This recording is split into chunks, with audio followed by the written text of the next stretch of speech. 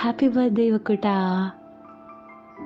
നീണ്ട 3 വർഷത്തെ കാത്തിരിപ്പിനൊടുവിൽ ഒരു കുഞ്ഞു ഭാവിയായിട്ട് നീ എൻ്റെ ഉള്ളിലുണ്ടെന്ന് അറിഞ്ഞ നിമിഷമാണ് അമ്മയേറെ സന്തോഷിച്ചത്.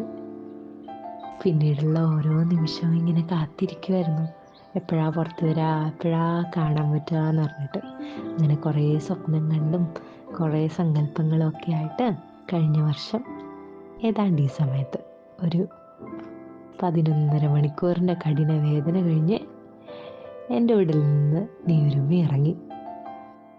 ആദ്യമായിട്ട് എൻ്റെ മോളെ കണ്ടതും കയ്യിലെടുത്തതൊക്കെ ആയിട്ടുള്ള നിമിഷം ഇത് ഇന്നലെ കഴിഞ്ഞ പോലെ മനസ്സിലുണ്ട് കേട്ടോ.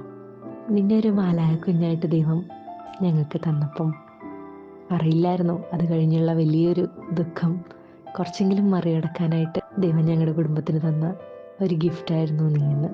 പിന്നീട് കൂടുതൽ ഭംഗിയായി ചിരിക്കാനും അങ്ങനെ എന്നിലെ